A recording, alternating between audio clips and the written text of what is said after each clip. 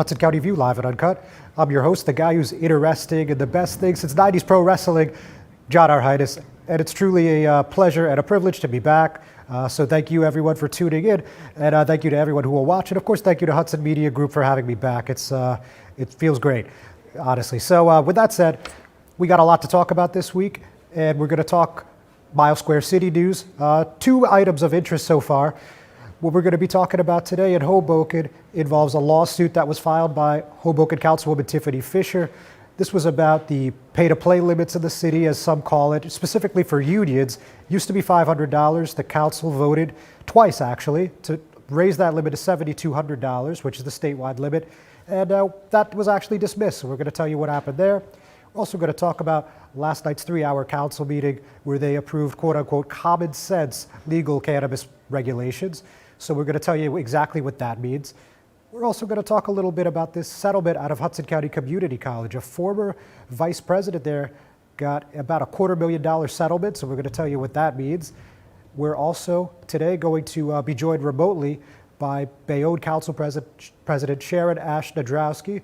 Of course, she's running for mayor, and that's already just a little over a month away. Those are the May 10th nonpartisan municipal elections, so we got a lot to talk about there. We're also going to talk about a whole lot more right after we hear a word from our sponsors. Burns Brothers Memorials, Monuments, and Markers, 787 Tunley Avenue, Jersey City.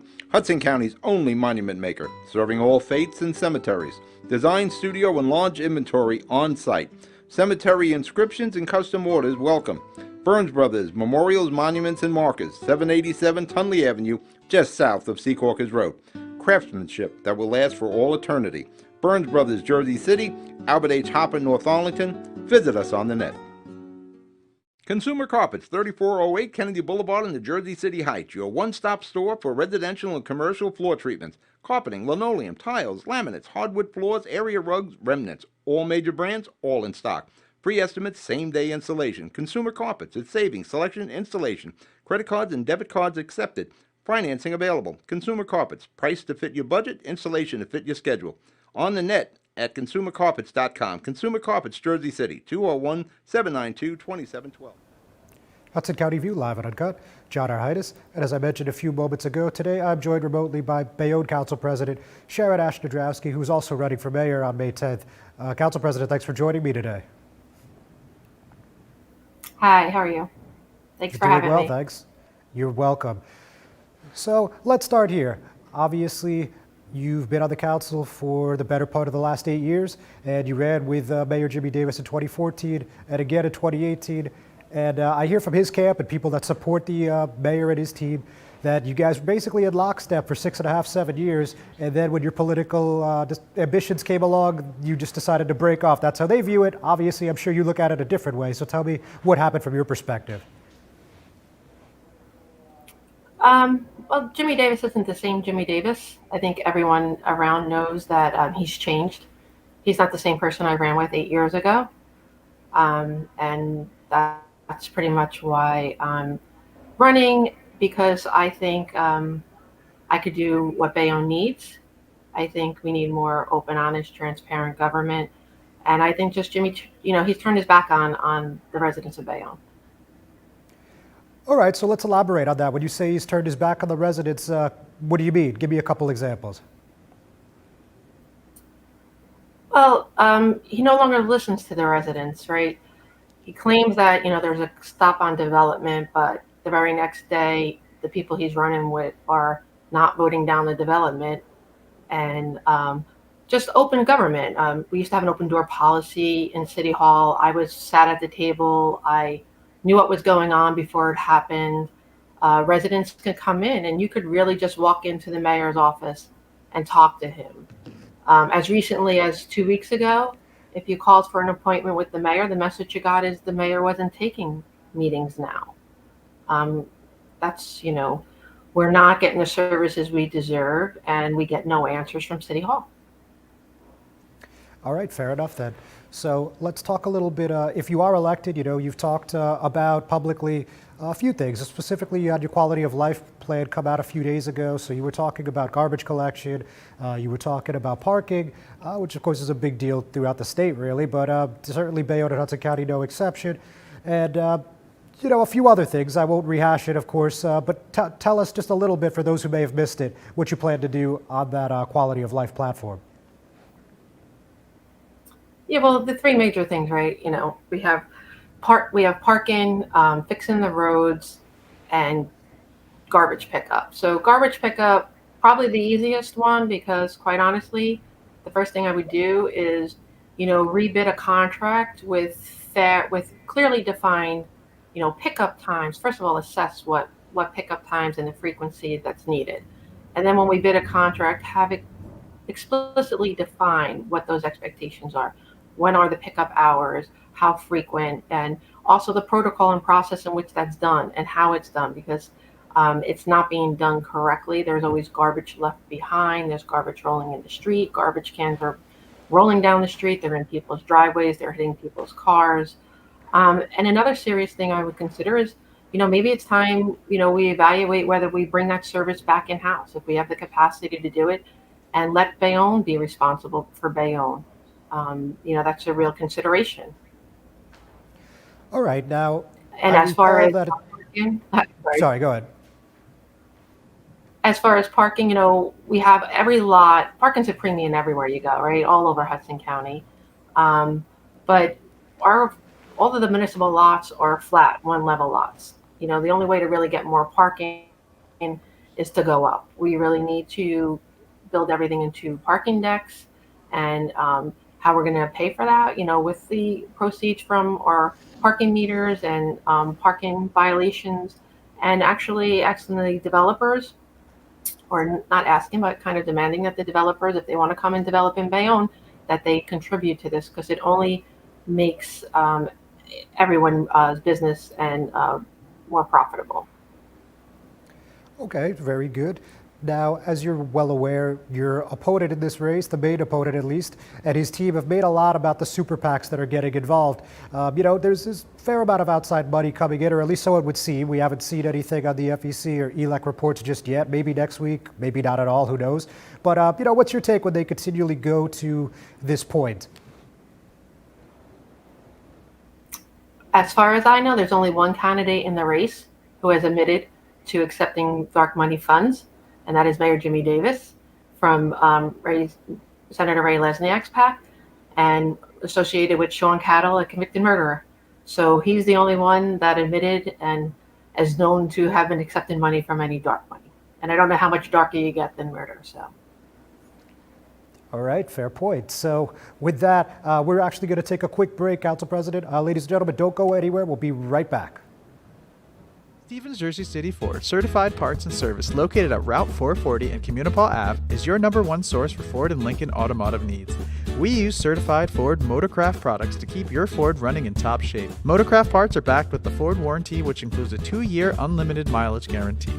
Our team will have the right Motorcraft part to ensure the best performance from your Ford or Lincoln. You can order in person at the parts counter or online. Let us help keep your Ford or Lincoln in the best shape at Stevens Jersey City Ford. Good Friend Self Storage in North Bergen, New Jersey is a fully climate-controlled facility equipped with state-of-the-art security, packing supplies, a Refer a Friend program, and multiple loading docks convenient for commercial use. Located just off of Route 3 at 4301 Tunnelly Avenue, Route 1 and 9. Call 201-867-2444 or visit us on the web today. Good Friend Self Storage. Let us be your good friend. Hudson County View live and uncut. John Heinis, and I'm still joined with Bayonne City Council President Sharon Ashtowski, a candidate for mayor.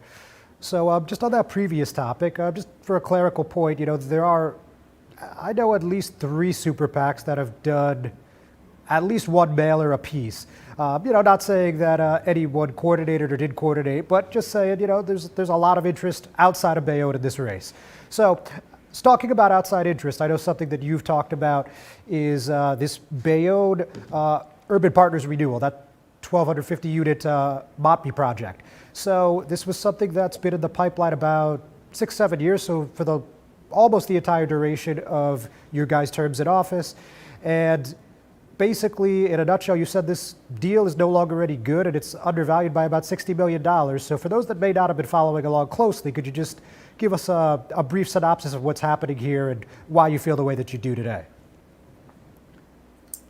6 years ago, when we were finally had gotten out all the lawsuits that was plaguing any development down at the base, one of the deals we had was with Borai Development was sold them a piece of property, or we entered into a contract with giving them the rights to a piece of property, as we had with many other developers down there. That at that time, which was 6 years ago, we valued the property at the going rate for that time, and we also gave a pilot for the economic situation that Bayonne was in at that time 6 years ago.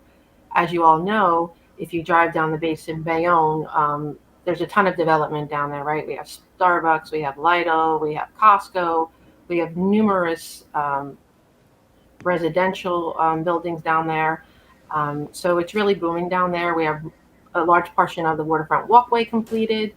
And 6 years later, almost 7 years later, the developer comes in and he wants to now to execute on that contract and buy the property for what was the value 6 years ago. And mind you, he never drew down on the land.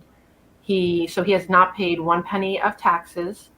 He has not paid for the upkeep of that land. The Bayonne has. We are responsible for that property. We keep it clean. We cut the grass. We rake the dirt.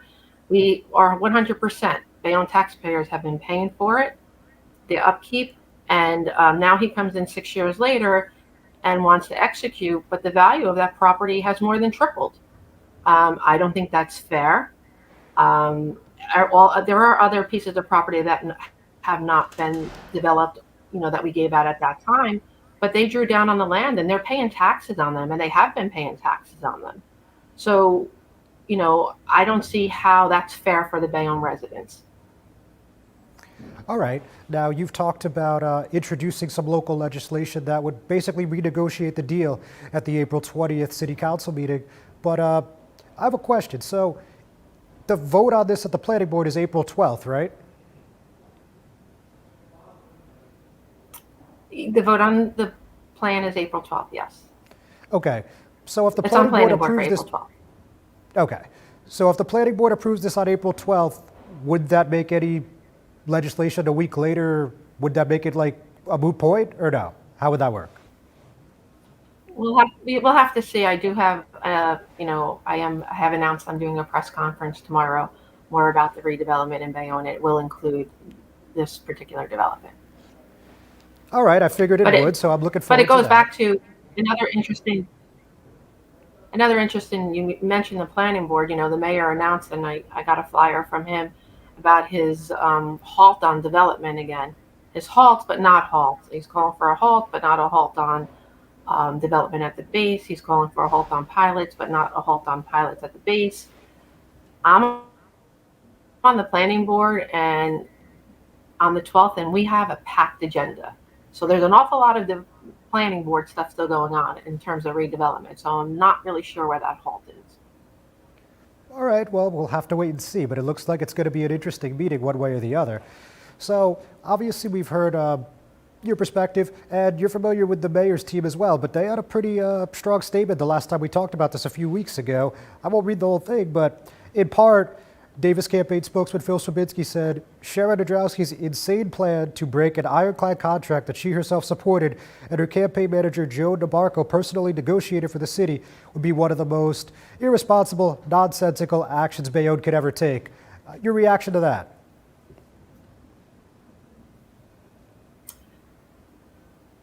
Well, quite honestly, I find it insane that the mayor wouldn't be fighting for the residents in Bayonne to get their fair share. I don't think it's insane of me to try every avenue to make sure that the city is not losing out on $60 million so that a developer who contributed to that black dark money pact that we talked about earlier that involved Sean Cattle, that he should just get to walk away with $60 million. That $60 million can go a long way to fixing a lot of the issues that we talk about in Bayonne. The parking decks, the garbage contract, our schools, a lot of quality of life and issues that really matter to they own are what the mayor should be worried about, not so much how much money Wasim Boride Group is going to get in a profit. All right. Thank you, Council President. So before I let you call it a day, just when voters are heading to the voting booth on May 10th, what's the difference between you and Mayor Jimmy Davis, and why should they pick you?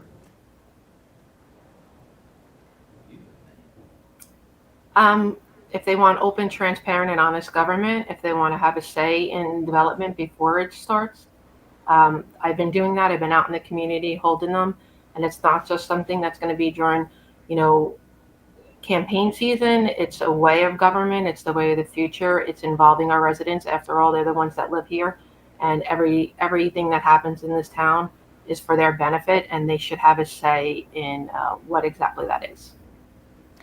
Council President, thank you very much for your time. Been a pleasure. Ladies and gentlemen, thanks for watching. We're not done yet, though. We'll be right back after this commercial. Newport, the luxury waterfront community on the Hudson River, offers a quality of life you deserve in one of our many high-rise towers. With amenities such as the on-site Newport Path, light rail, Newport Town Square, 3 playgrounds, dog run, upscale restaurants, retail giants like Kohl's, JCPenney, Macy's, and Target. Morton Williams and Acme Supermarket are just outside your front door. A health and fitness center, skating rink, and medical facilities are also on site. Enjoy the New York skyline from our waterfront and various parks. Manhattan is just one pass stop away, or a quick ride through the Holland Tunnel. Nursery and private elementary schools all on site. 12-screen movie theater at the Newport Center Mall. Looking to visit? Stay at the Westin or Marriott Hotel. For more information, visit us at newportnj.com. Make lasting memories to cherish forever. It's incredible. It's you, Newport. Live like you want. Introducing the all-new Ford Maverick. A truck for people who do stuff. And people who make stuff. People like Gabrielle Union. I make this look good, don't I? Who haul whatever they want to wherever they want. Like wood to build things made of wood with. And friends to get weird with. It's for long trips that the standard hybrid engine with a targeted EPA estimated city fuel economy rating of 40 miles per gallon helps with. That an 8-inch touchscreen connects with. And any trip that this interior makes more comfortable. But we'll let Gabrielle tell you all about it. Or I could just tell them it's a Ford truck that starts at less than $20,000 MSRP. Yep, that works too. The all-new Ford Maverick, built to defy expectations.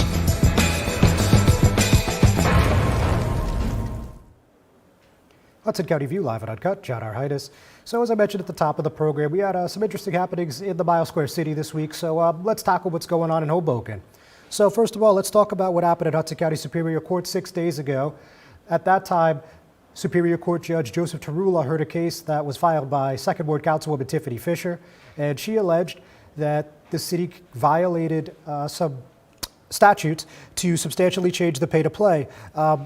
It says that the ordinance introduced, which was ultimately approved twice, once in December and once in February, substantially changed by its sponsors just an hour before the vote without any notice given to the public or a public hearing on the amendments, which again would violate state statute.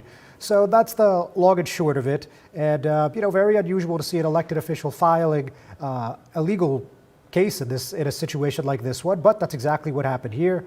And the second vote came after the lawsuit was filed, and it passed pretty easily once again. So, not really a surprise if you've been following Hoboken even a little bit. But this case on Friday was dismissed with prejudice. So basically that's the end. And I mean, it looked like after they voted a second time, there wasn't really much place for this to go.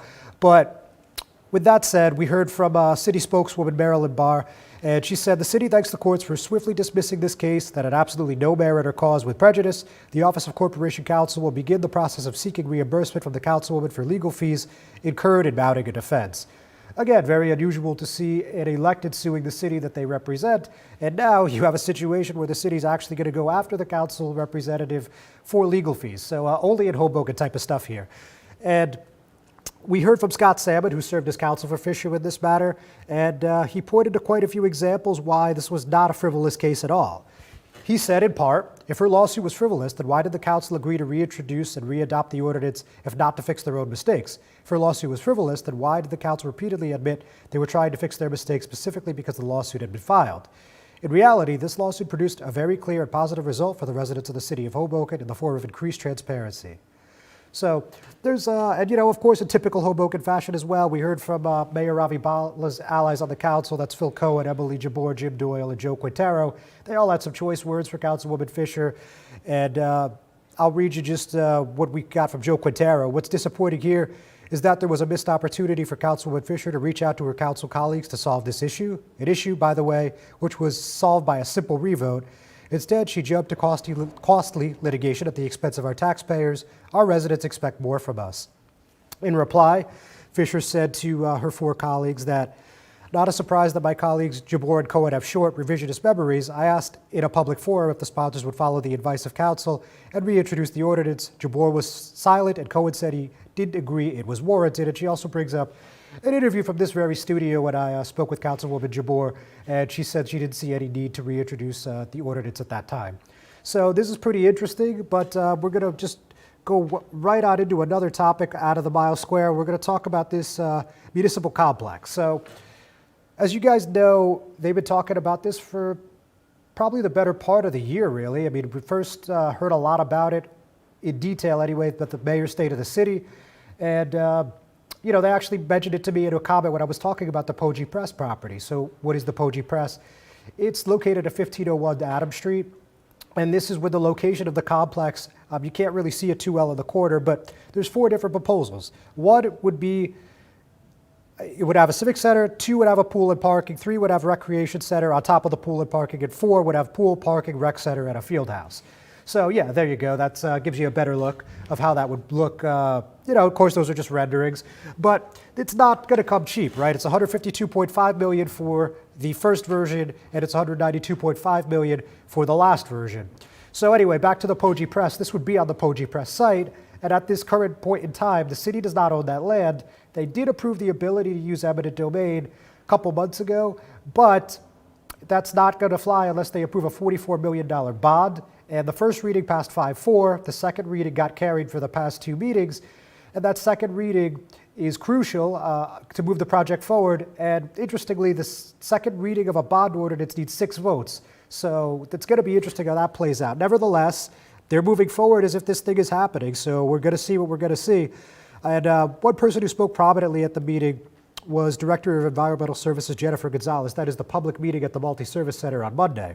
So the interesting thing is they said they're going to do this by keeping the taxpayer burden low, by partnering with developers. Long story short, the LCOR project agreement, Site 2, they're projecting could be $21.5 million. The second pilot was $31.7 million from the Newman Leathers project. So an interesting approach. I don't know if that's going to get us into the 100 millions, but the city seems confident that it will. She said the burden on the taxpayer would be around $28.5 to $38.5 million, though that's over the course of the next 3 decades. So obviously we're keeping a close eye on this, but again, it's not going anywhere unless they get that 6th vote on the bond. So let's see when they even put it on the agenda.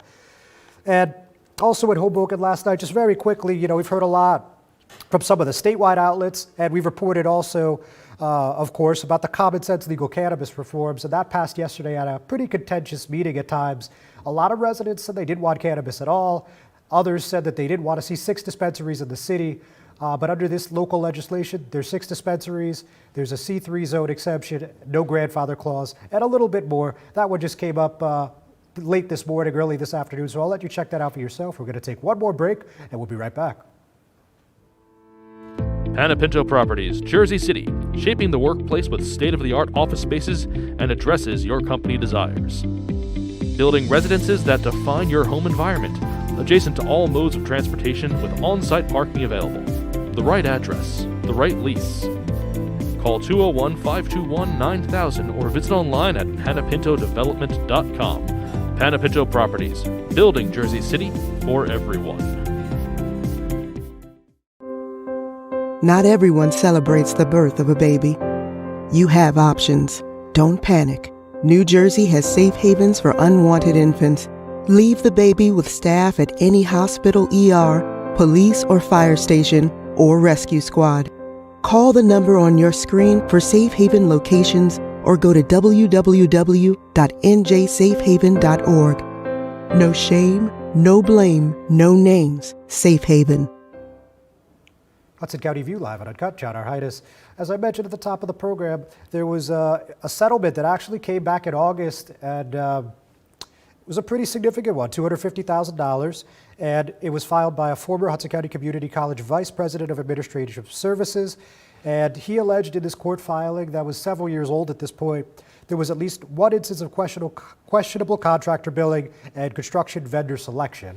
So let's take a look at what exactly we got here. So Thomas Brodowski received $65,004.72 for alleged emotional distress and another $65,004.72 for lost wages, while the remaining $119,990.56 went to his attorney, Kevin Costello. That's according to a copy of the August 4th, 2021 agreement. This lawsuit was initially filed in Hudson County Superior Court on June 13, 2016. Like I said, not exactly brand new, but he stood the course. And this was actually rejected on summary judgment in 2018, and the appellate court restored it in January 2021. So just to paint a bit of a picture, he said that an ex-college employee, Joseph Tortorelli, deviated from a contract with a custodial contractor without consent from counsel, billing HCCC per square foot and charging for supplies instead of billing per hour and paying for supplies out of pocket. And an audit found that the school had been, quote unquote, substantially overbilled, and that was mentioned in the appellate court's decision. And the second allegation involved Little Falls-based Mass Construction, who built the North Hudson branch of the college in Union City at a cost of about $40 million. And he alleged that they were not the lowest bidder for the job, but it was selected due to the assistance of then HCCC President Dr. Glenn Gabbard and HCCC Board Chair William Netcher. At the end of the day, as with most settlements, none of the allegations have been proven or disproven, and there's also a non-disparagement clause that says neither party may make public derogatory comments about the other in the media or elsewhere. So unfortunately, that's all she wrote on that, and we're not really going to get any more color. Before we call it a week, I, of course, wanted to just acknowledge one more time the St. Peter's Peacocks. Of course, the historic run by this small university right over on John F. Kennedy Boulevard made national headlines for a couple weeks there, and just really impressive stuff. Even if you're not a big basketball fan, you know, to see the number 15th seed pull off those 3 consecutive upsets over Kentucky, Murray State, and then Purdue. I mean, just real Netflix movie stuff happened in real life. It was just truly a sight to behold. And it was great for Jersey City, and it will hopefully be great for the university going forward. Unfortunately, it doesn't look like we're going to get a lot of these stars, and the head coach, of course, Shaheem Holloway, is going to Seton Hall. So, you know, it seems unlikely that this is something we see again anytime soon, but it was quite a ride while it lasted. And of course, Friday, 6 days ago, we saw Mayor Stephen Fulop in Jersey City give a parade, short one, maybe 5-6 blocks down JFK Boulevard. They stopped right in front of the university for remarks from some of the faculty, some of the coaches, some of the players, and they also got the keys to the city. I've seen a few keys to the city given in my day, but none of this scale and scope, and definitely none for athletic achievement. So again, a big, hearty congratulations to the St. Peter's Peacocks. What a season it was. So let me just take you back to the parade for a moment. And, you know, I think the St. Peter's president, Eugene Cornacchia, says it pretty succinctly. The world has learned what St. Peter's Peacocks could do if given the chance. This is what I remember as the greatest moment in my time here. And we also heard from U.S. Senator Bob Menendez, who graduated from St. Peter's in 1976, and he really got the crowd going. He said, "It's great to be back in Peacock Nation, Jersey City. As an alumni of St. Peter's, I love going up to my colleagues in the United States Senate from Kentucky and saying, 'How about those Peacocks?' All of a sudden, United States senators who only used to come up to me about a vote or about foreign relations said, 'Where is St. Peter's?' Well, folks, it's here in Jersey City." So there you go.